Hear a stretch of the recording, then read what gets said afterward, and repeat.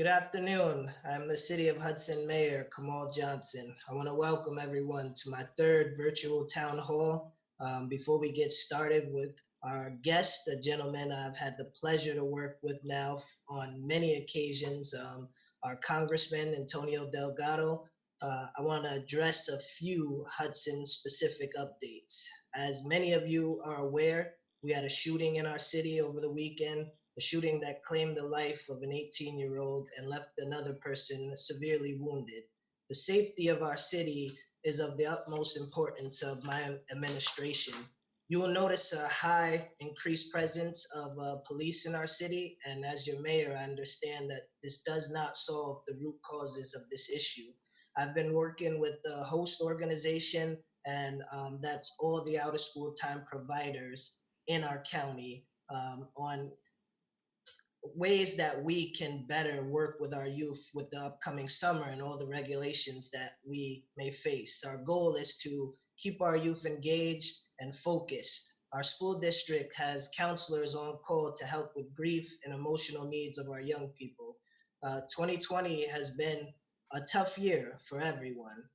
Today marks phase one of our reopening for our county. We are still at risk for spreading COVID-19.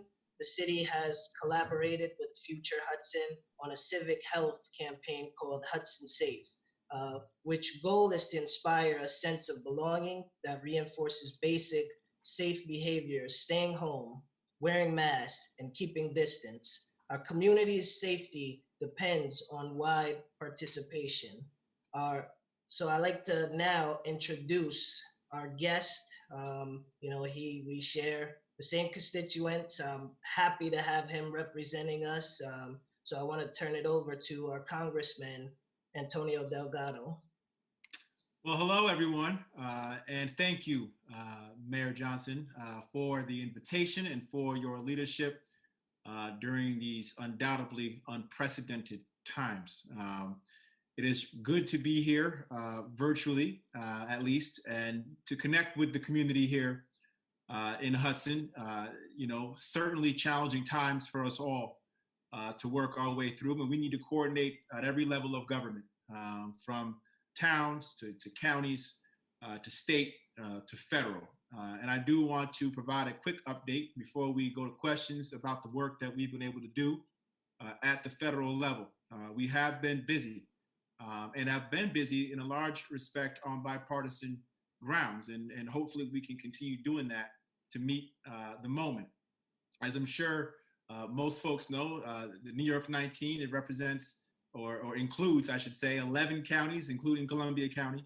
And I've certainly enjoyed my time in Hudson and want to get back there soon, indeed. I've coordinated with folks, daily and weekly and monthly, folks at the Bliss Towers. I visited the Hudson Library, speaking at the Hudson High School graduation. So really, have an affinity for the place and want to make sure that I am there for all of you during these difficult times. We have passed 4 bipartisan bills since the pandemic struck. Most notably, the House passed the CARES Act, which was a comprehensive bill that provided expanded unemployment provisions, stimulus checks, funding for testing, hospitals, PPE, small business relief, as well as aid for our small farmers. I specifically worked to include a bill that would provide loan forgiveness for small businesses and disaster assistance for our family farms, and I was happy that both of these provisions were included in the final law. The CARES Act also addressed testing, and testing, I must say, is of utmost importance. If we are really going to be seriously entertaining opening up our economy and integrating, we must do so in a fashion that gives us clear visibility and allows us to contain what we might ultimately find ourselves dealing with once again, and that is another outbreak. We have to be able to test and then contain.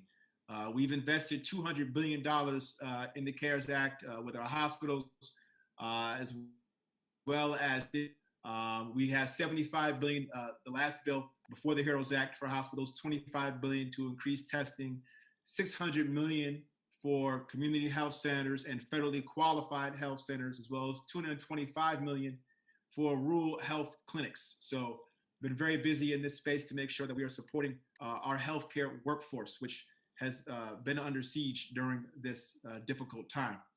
We just passed in the House. It is not yet law, but we just passed in the House the HEROES Act. And I am happy to be a part of one bipartisan component of the bill, which is to ensure that all communities of any size, including Hudson, would receive direct relief from the federal government to address the loss of revenue that's been brought about by the pandemic.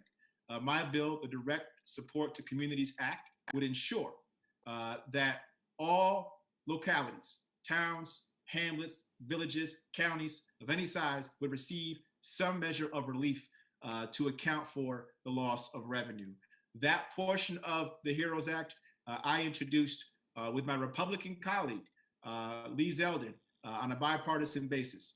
So to be able to get that in the HEROES Act, I think should be helpful for us as a negotiation process here and hopefully land in a good place. We know how important state and local funding is going to be as we move here. And I'm certainly here to try to do my part in that regard, particularly because our district was left behind in the CARES Act. Local went to government units population than 500 people. Well, 19, we don't have government units populations. We're back, a little technical difficulties.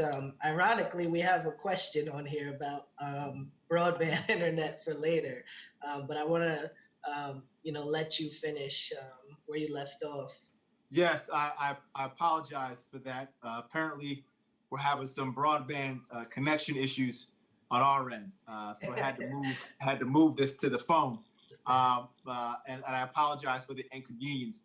I believe where we left off, I was trying to explain the importance of the direct support to not just our state, but to our counties, our towns, our villages, our hamlets. And as I was noting, we introduced a bipartisan bill with Lee Zeldin called the Direct Support to Communities Act, which would ensure that all localities receive relief to address the loss of revenue that has been brought about by virtue of the pandemic. It is a core piece of the HEROES Act, which has a lot in it, which is important, and certainly want to make sure that we continue to advocate for our communities. I'm not sure if I broke up before I made this point, but in the CARES Act, not a single government unit serving a population less than 500,000 received any relief. And so it was important that we provide that relief in this next go round. And I'm certainly going to be doing that work. Lastly, I just want to flag the reopening process. Today's the first day. The Capital Region, including Columbia County, has met the metrics to open, which includes construction, includes agriculture, forestry, fishing, hunting, and limited retail reopening with curbside and pickup protocols, manufacturing and wholesale trade. So watching the region's progress. The district is big. We got 4 different regions in different states, and by states I mean states of play. And so we want to make sure that we're focusing on that. But again, thank you for having me, Mayor. I look forward to the conversation and look forward to engaging with the community at least virtually. Yeah, thank you, and thank you for the work that you're doing on the state level. We at a city level have a lot of plans, but in order for us to get back to a thriving city, we're going to need help from the state and federal government. So it's always good to have these connections where we can both speak directly to our constituents. So one of the first questions that I got was, with Direct Support for Communities Act, how much will go to support critical services in Hudson and Columbia County? Yes, well, there's a breakdown by currently with the way it breaks down. So we have $500 billion that has been set aside for the state, and there's $375 billion for local governments. Half of that $500 billion for the states, that $250 will be allocated in the first year 51 billion of that will be divided equally among 50 states. 49 billion will be based on number of COVID cases, and 150 billion will be awarded based on the state share of population. That's the state component. Local, 250 billion of that 375 will be allocated in year one. 125 billion to municipalities using a modified CDBG formula. Usually, if you're CDBG, that means you are a population of 50,000 or greater. 37.5 billion to non-entitlement municipalities, which is populations less than 50 billion, will also be allocated. And then 125 billion will go to counties based on populations. I do not have the number off the top of my head exactly how much the county will receive when you allocate the funding based on this formula and how much Hudson specifically. But the good news is that we can get that information to you directly because the formula has already been broken down literally by town and by county up to this point. In fact, over the course of this town hall, I'm sure my team will be kind enough to text me that information that I can share with you exactly what that exact amount is. But to be clear, this has not become the law yet, right? This is just what's in the HEROES Act, and we have to get it through the Senate to make sure that it becomes law. Once we have law, then we're in a position to provide this state and local funding. So we're working on it, but yes, we will make sure we follow up on the exact numbers that go to Columbia County and to the city of Hudson in the event this bill were to pass as currently drafted. Great, thank you. With direct support for Communities Act, what kind of restrictions and what kind of timeline do you expect before municipalities get funds? Critical HUD funds from the stimulus for smaller municipalities like Hudson and Columbia County are still in a holding pattern with no way to even apply for funds. Well, first of all, the holding pattern for HUD is unacceptable. Folks need to have these funds, and it's important that they receive these funds now, particularly given the dire situations that we all find ourselves in. There's no excuse for these delays. Second, the House, we did pass the HEROES Act, like I said, and with that, the Senate needs to act. And if we act, we can get some things done. Again, making sure that the funding that goes to state and local makes its way through is critically important. And now it's about putting pressure. It's about putting pressure on our leaders, particularly leaders on the other side of the aisle, to make sure that we get this going. We have a blueprint in place. We have a formula in place. We have a commitment via the HEROES Act to provide the meaningful relief, to make sure we're funding these incredible, important programs, to do the work on the ground. And now it's about continued action on a bipartisan basis to make sure that we all get there. And when you say kind of holding people accountable and putting the pressure on them, who from our district should we be contacting? Well, it starts with me, number one. I'm your representative, and I'm the point of contact when it comes to how we engage with the administration and how I, on behalf of our district, engage with other members of Congress. You certainly want to build coalitions, and I work very closely with the New York delegation, the House delegation, and I think there's always power in numbers, and we are one of the bigger delegations in Congress. So always encourage folks to think about it from that standpoint: is how do we make sure that our New York delegation is acting as a unit and voicing our collective power on behalf of our constituents in the state here. So that's a big piece of this as well. But I would encourage folks to continue to put pressure on me. I can take it, and I'll turn around and make sure that we communicate the message to the administration, to leadership, and push very hard to get things done. So, as I've seen in the news, and we've all seen this, there's rumors that, this particular bill will be, using the word from our president, dead on arrival. Is there a backup plan, or, what can we expect if it somehow doesn't go through? Yes, that's an important question. when you say, is there a backup plan, or is there something else we can count on? Part of the thing we have to understand here is that, and the speaker has said this was a marker, if you will. This was an attempt to, make the first proposal of what the back and forth ought to be. The last bill we voted on, interim 3.5, which increased funding for the Paycheck Protection Program, the Economic Injury Disaster Loan Program, provided $75 billion for our hospitals and $25 billion for our testing. That bill first was proposed by the Senate, by McConnell, and the only thing in that bill was plussing up the Paycheck Protection Program. That was it. There was nothing in that bill that was first proposed by the Republican-led Senate that had any funding for testing, any funding for our hospitals. And so it was incumbent upon the House in the negotiations to figure out how to get more things in the bill that we thought were necessary and essential to meet the moment. In this instance, the House is taking the lead. Rather than wait for the Senate to introduce its version of what they like to do, the democratically controlled House introduced its version. And so now it's incumbent upon the Senate to weigh back in and say, okay, well, here's what we think we can take and work with when it comes to this bill. And there might be things in the bill that they think might not be needed, and we can have that conversation. But make no mistake about it, a conversation needs to be happening. The notion that it's a non-starter, to me, is unacceptable. The notion that we can't even come to the table is a non-starter. And so for me, let's make sure that we're doing the work to come together and figure out what the needs are.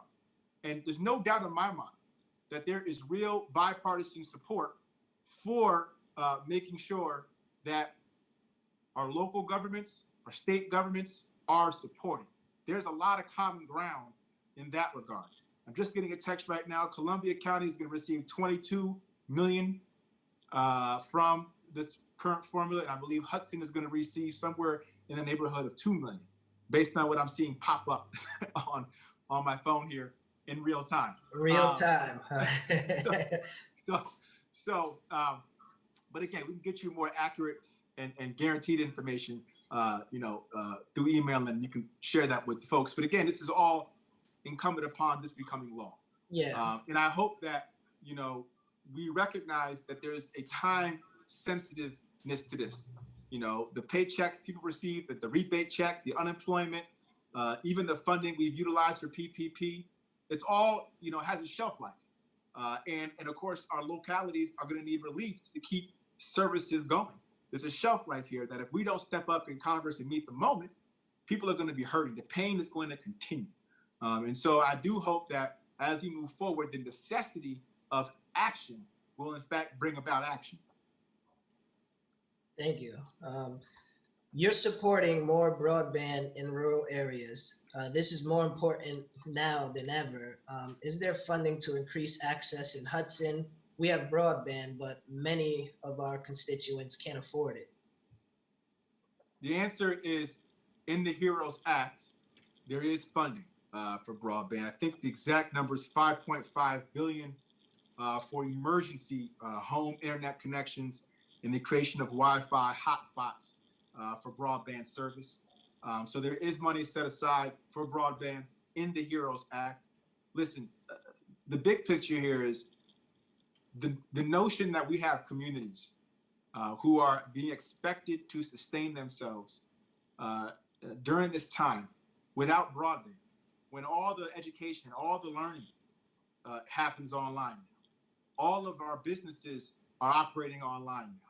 And even in the case of our seniors or those who are suffering from different ailments who want to get treatment or at least have a visit with a physician, they can do so with telemedicine if they have broadband.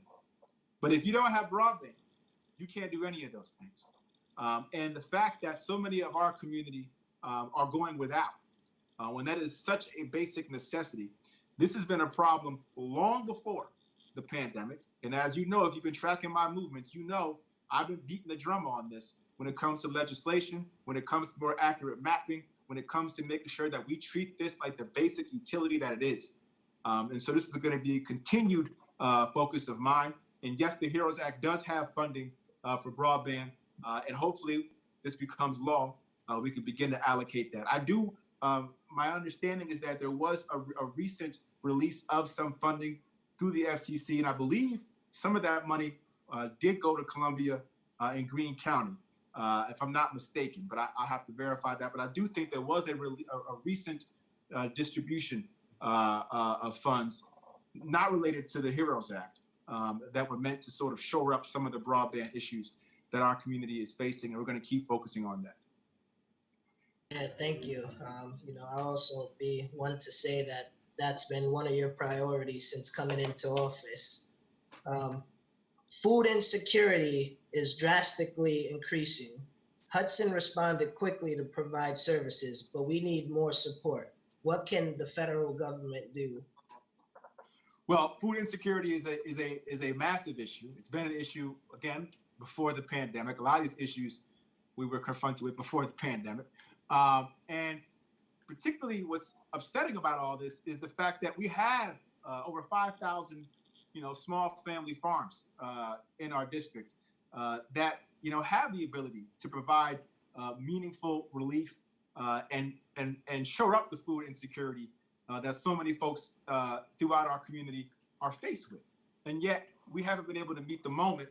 And part of that has to do with making sure that our government is better positioned through the USDA to make these connections and to support our communities where that need is. So, for example, the USDA just announced its coronavirus food assistance program, about $16 billion of money that's been allocated both to address the price loss that a lot of our farmers have been feeling, but also a food purchase program where our USDA will purchase dairy, will purchase specialty crops, will purchase meat, and then deliver that product to food shelters, food banks, nonprofits, faith-based organizations who are on the ground committed to doing this work. I think the HEROES Act also bumps up SNAP in terms of the support for food security in that regard too. And so continuing to make sure that we are bolstering the distribution chains and making sure that there's connection on the ground amongst those in need and those who have the capacity to provide is critically important. And again, making sure that we're bolstering up our food assistance programs is critically important too. So I think there is some assistance on the way in that regard too through the HEROES Act, and it's a real need. Great. So one of the things that I kind of hinted about earlier is, with summer quickly approaching, all of us as mayors across the region met a couple days ago to talk about the possibility of what we're going to do with all of our youth and the childcare system. Is there anything in the stimulus bill to support the childcare system? The answer is there's efforts through state and local that I think could speak to some of the childcare needs. We have to do more to make sure that we're providing aid for our childcare. I've talked to a number of folks who are doing that work day in and day out across the district, and it is of utmost importance. The HEROES Act includes $850 million to states to provide childcare to essential workers. All right, so there is a chunk of money in the HEROES Act that is dedicated to providing childcare to essential workers and other family members. So this funding would be distributed through social service block grants. So there is that component. Additionally, I have launched a New York 19 Heroes piece where I can tell you from firsthand experience talking with our childcare providers, they're doing so much tremendous work. I had a conversation with a woman, Heidi, who runs Heidi's Home Daycare out in Saugerties, and the work that she does for our essential workers is of utmost importance. So we've got to be able to provide real meaningful relief. And again, the HEROES Act does do that with $850 million that'll go to childcare for our essential workers. Thank you. Kind of switching base just a little bit. What is the federal government doing to ensure that the 2020 elections and protect the rights to vote for people? Oh my, well, it's so important. And we got a list of things that I think we were able to get done. First of all, the notion that there are folks in government who look at the exercise of making it easier for folks to vote as a threat is profoundly problematic. I don't know how, if you really believe in this experiment that we call, democracy here, the bedrock of which is the right to vote, and you believe that, but yet don't want to enable it. Those two things don't mix. And so, first and foremost, it's incumbent upon those of us who care about the right to vote, those of us who believe that it is essential to our existence as a democracy, a free and fair democracy. We have to beat this drum and do so aggressively. This should not be a partisan issue by any stretch of the imagination. But when we have an administration that will go so far as to suggest that a certain party might lose if mail-in voting were permitted, I think that's a bridge too far. The key is, how do we empower people to exercise this right, particularly in a way that doesn't put them in harm's way, which is exactly what might happen if we expect folks to just rush out to the polls during the election cycle. So a few things. The HEROES Act makes sure that our states are providing at least 15 days of early, consecutive days of early voting. So you get a 15-day window of early voting. It also permits same-day registration. It also permits voters being able to vote via absentee by mail. It removes certain photo ID requirements. So there's a lot of stuff in this bill that is meant to empower people to get through this very difficult time, including same-day registration. And there's a lot of funding for election security, which, as you might imagine, is going to be a big issue as well. And we must fund the post office, because if you don't fund the postal service and you're trying to vote and do so by mail, well, your mechanism for doing so is not available to you. And so we got to make sure we do right by the post. I think in the HEROES Act, we have $25 billion we set aside to do that. Yeah, one of the things that has come up a lot since this virus starts is hazard pay for essential workers. Is there anything in the act, that kind of confronts that issue where people who are essential, especially our frontline workers, our nurses, our medical workers who work in rehabilitation centers, nursing home, hospitals, they feel like they are being left out, even though they're on the front lines? Yes, there is. I think we have $200 billion that's been set aside for what's called a HEROES Fund. The HEROES Fund, it would give grants to employers to provide premium pay, in essence, hazard pay, premium pay for essential workers. So there is some money that's been set aside in the HEROES Act that is meant to address the hazard pay. You are absolutely right. What our frontline workers, what our essential workers have been asked to do, and in some cases do without the appropriate equipment, without enough protective equipment, has been heroic. They are putting themselves in harm's way constantly, and doing so for the betterment of the community, for the betterment of the whole. Genuine public service.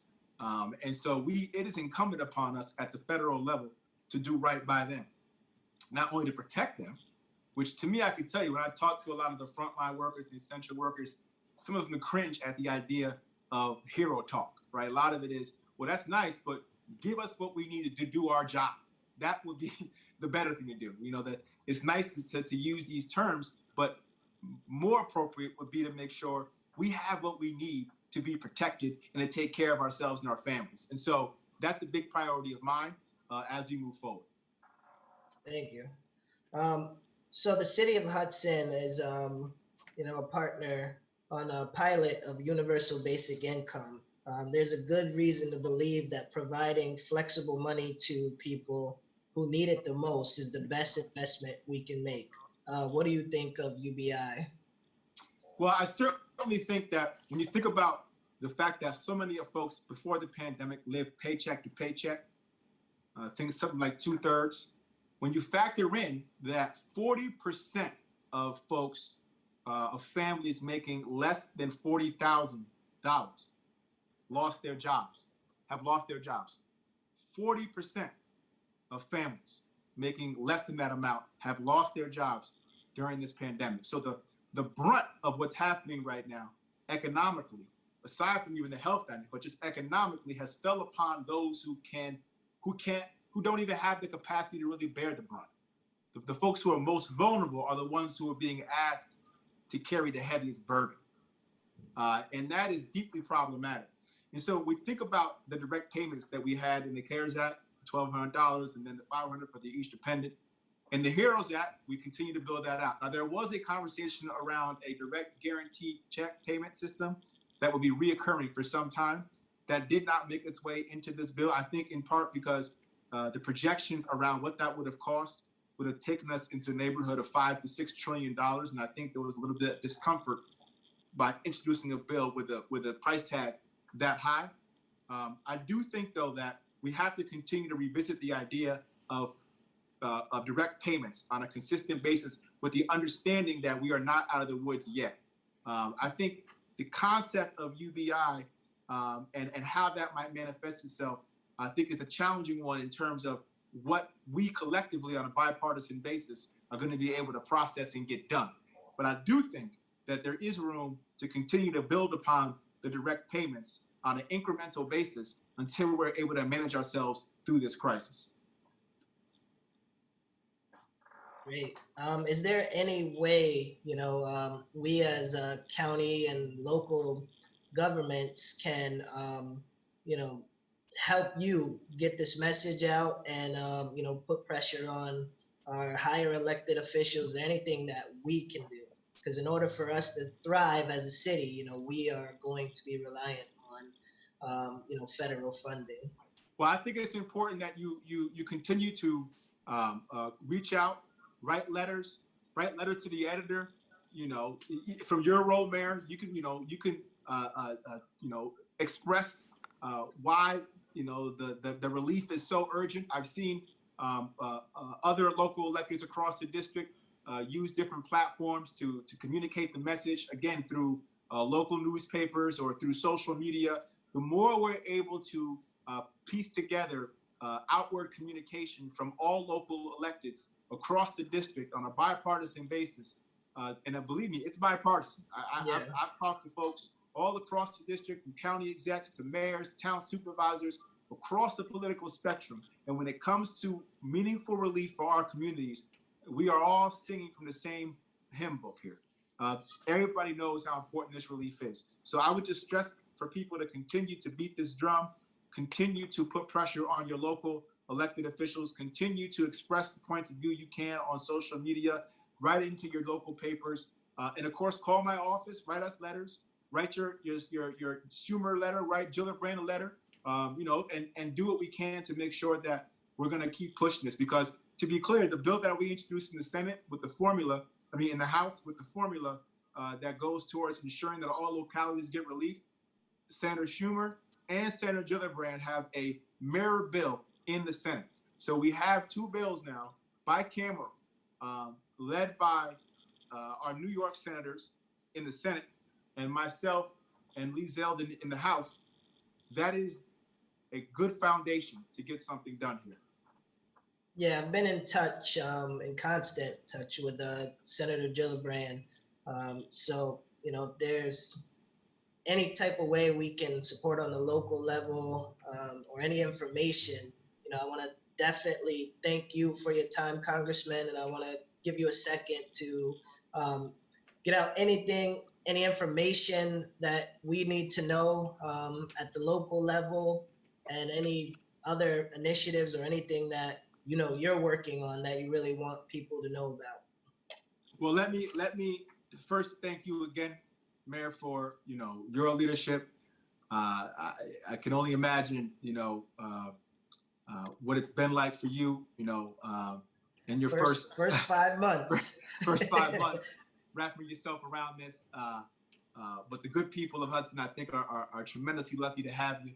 And I'm here to help, as I've said, in any way that I can. And to the community out there, please feel free to reach out if you have questions. about, the timing of your direct payments. If they haven't come in yet from the IRS, we can handle that. If you're still waiting on unemployment, we can connect you with some folks in the governor's office to help facilitate that. We're here to help however we can. If you're looking to figure out how to apply for a loan for your small business or for your farm, reach out to us. We can help you with that. The number to call is 845-443-2930, 845-443-2930. We have a website, obviously, delgado.house.gov, resource guide on that website. You can visit that breaks down all the different ways you can access different resources for you. We also have a phone appointment tool you can sign up for. And then lastly, we have a town hall of our own tomorrow, a telephone town hall, I believe, at 4:30. Details for that town hall will be at my website, delgado.house.gov. And I just want to say thanks again. Please, everybody, stay safe, stay healthy, and be responsible and look out for each other. And I'm going to be here for you every step of the way. And again, thank you, Mayor. Yeah, appreciate your time, Congressman. I just want to let the city of Hudson know as we enter phase one, with more essential workers, the risk of infection is increased. The capital region has established tests, contract tracers, the hospital procedures to mitigate these risks. But we ultimately need to follow public health guidelines. So let's continue to practice social distancing. If there's any, questions or anything around phase one opening, please reach out to my office. Thank you, everyone who tuned in, and stay safe, Hudson. Take care.